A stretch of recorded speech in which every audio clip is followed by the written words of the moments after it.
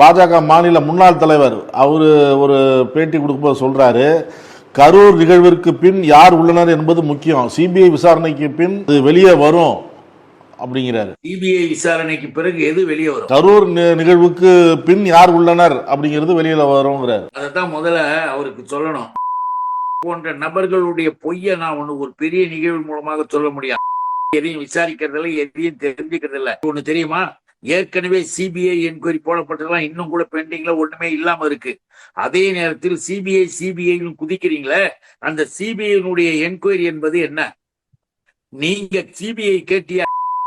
நீ ஒரு IPS officer தானே, 2 பேரை வச்சு போட்டி இல்ல, பாதிக்கப்பட்ட 2 பேர் மனு போட்டார்கள். நீங்க பாதிக்கப்பட்ட 2 பேரும் அடுத்த நாளே மறுக்கிறாங்க, எங்களுக்கு தெரியாதுங்க, நான் வீட்டுல இருந்தேன், என்கிட்ட நான் உனக்கு உன் பையனுக்கு வேலை வாங்கி கொடுக்குறேன், அது கொடுக்குறேன், இதுல ஒரு கையெழுத்த போடுன்னு வாங்கின்னு போனாரு ஏடிஎம்கே ஒன்றிய செயலாளர் தலைவர், ஊராட்சி தலைவர்.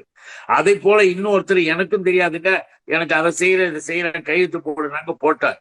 ஆக சிபிஐ என்கொயரிக்காக வழக்கு போடத்தாக சொல்லப்பட்ட அந்த பாதிக்கப்பட்ட குடும்பத்தை சேர்ந்தவர்கள் நாங்க போடல, வாபஸ் வாங்கிக்கிறோம்னு சொல்லிட்டாங்க. அதை முதல்ல தெரிஞ்சுக்கணும்.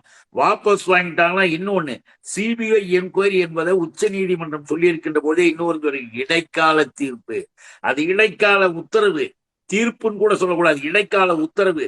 முழுமையான சிபிஐ என்கொயரி என்பது இன்னும் போடவே படல. இது இவர்கள் அங்கேயே நம்முடைய அட்வொகேட் அழகாக வழக்கறிஞர் பேசிட்டாங்க.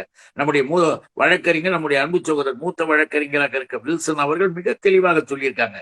இந்த வாதத்தை எடுத்து வைத்த உடனே கோர்ட் என்ன பண்ணிச்சு, சிபிஐ என்கொயரி என்பது உட்பட எல்லாமே இன்றைக்கு இருக்கிற இடைக்கால உத்தரவு, அவ்வளவுதான். நீங்க அதை எதிர்த்து கவுண்டர் போறதுக்கு உங்களுக்கு ஒரு வாரம் டைம் தரேன்னு கவுண்டர் போற